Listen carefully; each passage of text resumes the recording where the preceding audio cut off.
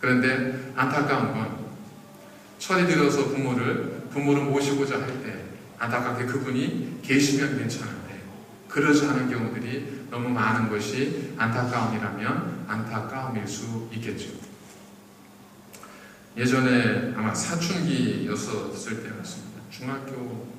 중학교 때나 고등학교 1학년 정도 됐을 때 방학 때 집에는 재미없고 친구들은 밖에 나가면 재미있는 친구들도 있고 하니까 집에 있다가 어떻게 하다 이제 저녁 때인가 밥을 먹다가 좀 이렇게 제가 기분이 안 좋았었나 봐요. 그래가지고 친구 집을 가면서 나가면서 문을 그냥 이렇게 그런 애들은 아니어서 그 정도까지는 아니었었는데 어쨌든 이게 그럴 때가 있잖아요. 그죠? 내 힘을 내가 주체하지 못할 때. 그래가지고 문을 닫는데 문을 그냥 막 닫은 거예요. 그 시골 문을. 그러니까 소리가 퍽 하고 소리가 나죠. 그러면 그때야 뭐 이제 무서울 게 없는 때니까 그걸 아차시켰어요. 오히려 그 소리에 경쾌함을 느끼면서 이제 친구 집으로 가는 거죠. 그때는 그냥 내가 화가 나니까 그랬다라고 생각을 했습니다. 어느 날 애가 방에 들어가는데 문을 그냥 팍 나오다고 들어가는 거예요. 참을 수가 있어야지. 너 이리 나와봐. 그러고 나서 무슨 생각을 했겠습니까? 저희 어머니가 예전에 그러셨겠구나. 그 생각이 드는 거예요. 저희 어머니가 그때 그런 아들을 보면서 그 마음이셨겠구나. 뛰쳐나간 아들을 보면서 그 마음이셨겠구나. 부모님은 자녀를 기다리면서 명절이 되면 자녀들을 기다리고 오기만 기다리고 이것저것 준비하고 다 기다리고 있는데 자녀도 어쩌죠? 딱 도착하면 집에 도착하자면 가가지고 좀 한 얼마 있다가 친구 전화 기다리다가 동네 친구들 만나 이제 슬슬 나가죠. 그럼 뭐 하루 종일 또 빈집 되는 거죠. 부모 마음이 그러셨겠구나. 지금 내가 학교에서 다 들어오면 그래도 거실에 앉아서 얘기도 좀 하고 그랬으면 좋겠는데 요즘 뭐 들어오면 이제 집은 다른 데는 안 보이나 봐요. 그냥 지 방밖에 안 보이는지 그냥 쓱 지방으로 이렇게 들어가죠. 인사만 하고. 우리 어머님이 그때 그러셨겠구나 하는 생각이 드는 겁니다. 그렇다고 철이 든 건 아니겠지만 어쨌든 우리 이렇게 세 종류의 부모를 만나고 우리가 싫어하는 부모가 되고 났을 때야 비로소 이 세 종류의 부모가 아닌 이 셋이 한 몸이 되어진 우리의 부모님을 만나게 되고 우리가 그런 부모가 되어지게 된다는 겁니다. 그때부터 우리는 조금씩 철이 들어간다고 그렇게 이야기를 한다는 겁니다. 그래서 스탠퍼드 대학의 스타인버그라고 하는 박사님도 오랜 동안 이런 발달 단계와 발달 과업에 따른 심리학적 분석을 통해서 이러한 이야기를 했습니다. 아이들은 부모를 좋아하며 부모와 갈등하면서 적절하게 성장한다. 반면에 부모들은 아이들과 사이가 좋았던 초기 발달 단계에 머무르려 하며 갈등을 아이들보다 더 못 견뎌 하는 경향을 보였다. 사랑스러운 유아기절, 심술궂은 반항기, 이 두 고정관점을 유지하면서 부모로서의 지위를, 그 권위를 지키기 위해서 거듭거리고 있다. 이것이 그의 분석이었습니다. 무슨 얘기일까요? 부모님들은 우리 애가 어렸을 땐 이러지 않았는데 라고 생각하면서 그 어릴 때에 좋은 부모를 만났을 때 그 모습을 잊지 못하는 거죠. 그리고 지금 싫어하는 부모가 된 자기 자신을 받아들이지 못하고 이 둘 사이에 갈등을 하는 거예요. 네가 예전에는 안 그랬는데 왜 지금은 그러는 거야? 이러면서 이 갈등을 받아들이지 못하는 거예요. 사실은 자녀들은 이 갈등 자체가 자연스러운 거예요. 자연스럽게 아이들은 좋아하는 부모에서 싫어하는 부모로 갔다가 나중에 생물학적인 부모가 되었다가 만났다가 그 다음에는 내가 부모가 되는 건데, 그런데 우리 부모가 그것을 받아들이지 못하는 거예요. 우리 부모가 그 갈등을 견뎌하지를 못하는 거예요. 왜 그럴까요? 어쩌면 자식을 자기 어떤 투영물로 생각을 하다 보니까 자식이 나를 거부할 때 나 스스로가 거부당한 것 같은 느낌을 갖게 되는 거지 않겠습니까? 부모의 권위가 거부당한 것 같은 느낌. 그런데 사실은 그게 아니라는 겁니다. 교육학자들, 심리학자들이 하는 얘기는 그런 자연스러운 성장의 과정을 통해서 아이들은 그 갈등 속에서 적절하게 성장하고 적절하게 자라간다는 거. 그걸 넉넉하게 받아줄 수 있어야 한다는 거. 너와 내 갈등이 있다. 너와 내가 생각이 다르지 않냐. 그럼 어떻게 하면 좋겠냐. 대화를 해보죠. 이것이 부모의 입장이 되어야 되는데 그러지 않고 너 어떻게 엄마 말을 안 들을 수 있어? 너 어떻게 아빠 말에 거역할 수 있어? 라고 말하는 그것은 우리가 너무 부모로서 좀 이 유아기적 자녀된 환상을 가지고 자녀의 성장 과정 자체를 받아들이지 못하는 그런 모습일 수 있다는 거. 그러니까 어느 가정도요 자연스러운 거니까 우리가 그걸 받아들일 필요가 있다는 거. 그렇다면 다시 한번 우리는 한번 엄친아인 예수님의 이야기로 들어가 보도록 하겠습니다. 예수님도 분명 그런 시절이 있었을 겁니다.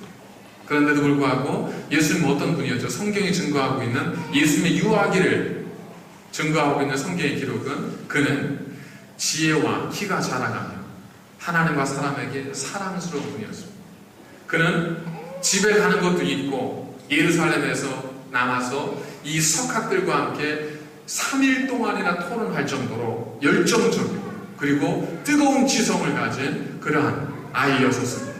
그럼에도 불구하고 이 예수님은 부모가 자기를 3일 동안 찾아왔을 때 뭐라고 하죠? 어찌하여 나를 찾으셨나이까?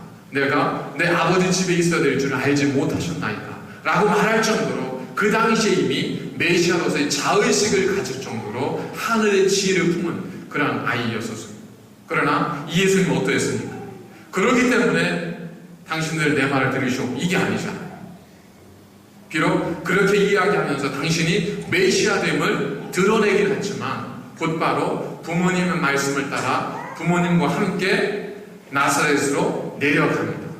내려가서는 어떻게 했죠? 성경에 보니까 그가 나사렛에 이르러 부모님께 순종하며 받든이라 그랬어요. 그는 고향에 돌아왔을 때 내가 메시아인 것인지 아셨죠? 라고 말하지 않고 한 부모의 자녀로서 그 부모에게 순종을 다하며 그를 받드는 그러한 효자로서의 삶을 살았다는 거죠. 어떻게 그럴 수 있었을까? 주님이기 때문에, 하나님의 아들이기 때문에 그럴 수 있다고 생각을 합니다. 그런데 한번 생각해 보십시오. 어떤 분이 한국에서 호주로 자기 정성스럽게 금지옥역으로 키운 자녀를 어쩔 수 없이 자녀만 유학을 보내게 되는 상황이 됐습니다. 여러분, 어떻게 자녀를 보낼 수 있을까요?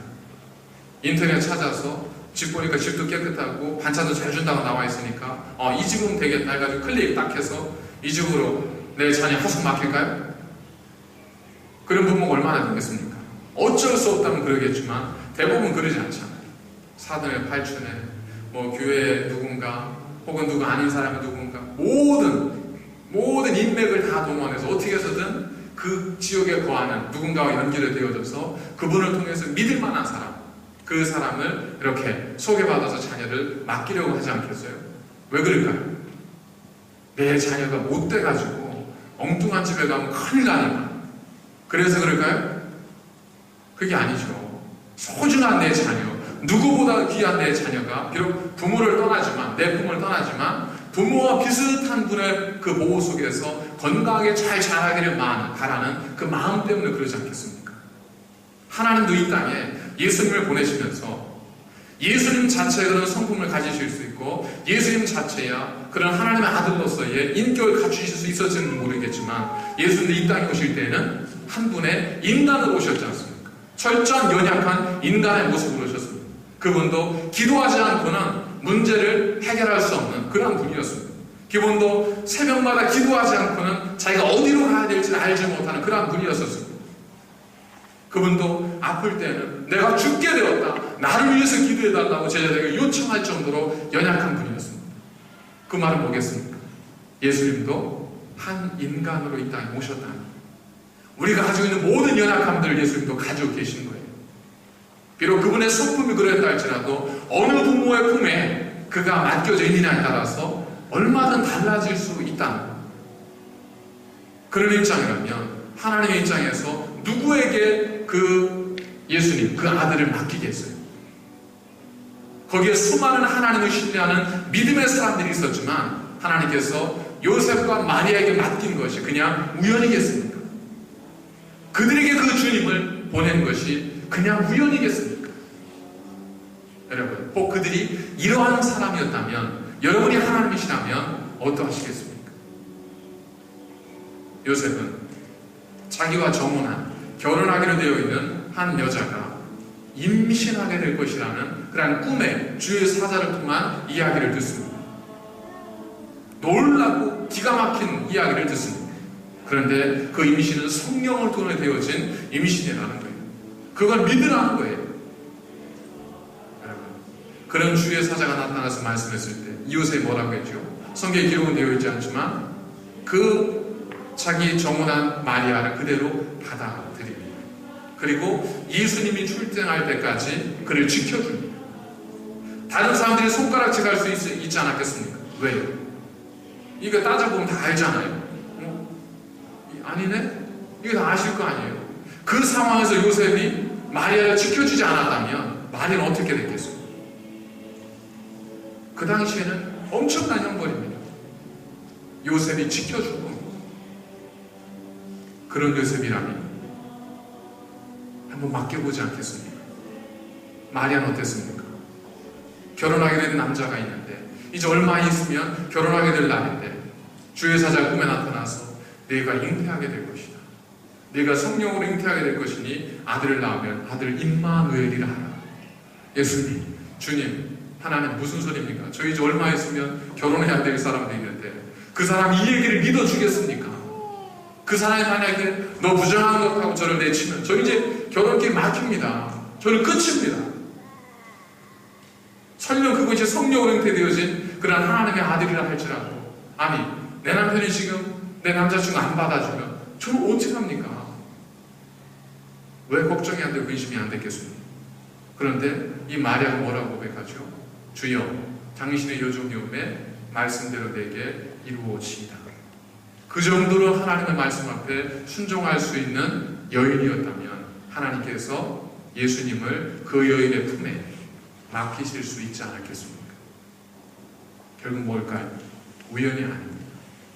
하나님께서 예수님을 요셉과 마리아의 품을 통해서 자녀로 낳게 하신 것은 우연이 아니라 그들의 모습 속에 있었던 이미 그들이 보여줬던 그들의 믿음과 그들의 신앙과 그들의 인격을 하나님께서 먼저 보셨기 때문입니다. 그리고 그들로부터 영향을 받기를 원하셨기 때문입니다. 그들의 믿음을 아기 예수가 본받기를 원하셨기 때문에 하나님은 요셉과 마리아에게 예수님을 보내주신 겁니다. 그렇다면 우리 모두도 마찬가지지 않겠습니까? 하나님께서 우리에게 우리의 자녀를 보내주신 이유는 그냥 느닷없이 온 것이 아니라 하나님께서 우리에게 맡길만 하니까 보내주셨다는 겁니다. 그 대신 우리에게는 그 자녀들을 돌보아야 할, 말씀으로 양육해야 될 책임이 필요하다는 거죠. 그러한 부모를 공경하는 그러한 사람에게 성경은 어떠한 약속을 주셨죠? 에베소서 6장 2절에 보니까 내 부모를 공경하라. 그리하면 내가 잘되고 땅에서 장수하리라 그랬습니다. 근데 그 창세기에 보면 바로가 누구죠? 야곱이 애굽에 왔을 때 이 야곱에게 바로가 뭐라고 묻냐면 네 나이가 얼마냐 이렇게 묻습니다. 그랬더니 야곱이 대답하기를 내 나그네 세월이 130년이니이다 라고 하면서 쭉 선주에 비하면 아무것도 아닙니다. 그러나 내가 험악한 세월을 살았나이다 이렇게 이야기를 합니다. 여러분, 험악한 세월을 오래 사는 것이 복일 수 있겠습니까? 그거는 복이라고 하기는 좀 힘들잖아요. 그런데 하나님께서는 내가 잘되고 장수하리라고 했습니다. 그러면 부모의 입장에서 부모가 가장 잘 되는 게 뭐겠어요? 부모가 가장 잘 되는 게 뭐겠어요? 나는 세상에 잘 나가고 있는데 애들은 바닥을 기고 있고 그럼 부모가 어떻게 했어요? 그만큼 속상한 게 어디 있겠습니까? 부모가 잘 되는 건 결국 자녀가 잘 되는 겁니다. 모든 것은 끊어지지 않는 하나의 원과 같습니다. 우리가 부모에게 공경을 다하는 것은 우리의 자녀가 잘 되게 된 것을 의미하죠. 자녀가 잘 되고 내가 장수하는 것고 하나님의 복이 우리에게 임했음을 의미합니다. 부모를 공경하는 것과 아름다운 자녀를 양육하는 것은 둘이 아니라 하나랍니다. 우리가 그러한 사람이 되지 않으면, 우리가 부모를 먼저 공경하지 않으면 그러한 자녀를 기대하는 것도 요원한 일일 수밖에 없다는 거예요. 그래서 어버이 주를 맞이해서 우리는 다른 무엇보다도 먼저 우리의 부모님을 공경하고 그분들을 정성과 사랑으로 정말 존경할 수 있는 그러한 마음. 또 다른 세상에 하나님께서 예수 그리스도를 보내시고자 할 때 그를 내 품에 안겨줄 수 있을 만큼 우리가 믿음의 사람, 하나님을 진심으로 섬기는 그리스도인이 되었을 때 그것보다도 큰 축복이 우리 가운데 어디 있겠습니까? 부디 우리 새날께 속하신 모든 여러분들의 가정들이 하나님 약속하신 약속이 있는 첫 계명, 여러분의 모든 봉사가 잘 되고 여러분 이 땅에서 장수하시는 아름다운 복을, 부모님을 공경하심을 통해서 자녀를 그리스도 사랑으로 잘 양육하심을 통해서 얻으셔서 행복한 가정, 복된 가정 되시기를 간절히 축원을 드립니다. 기도하시겠습니다. 걸어가신 아버지 감사를 드립니다.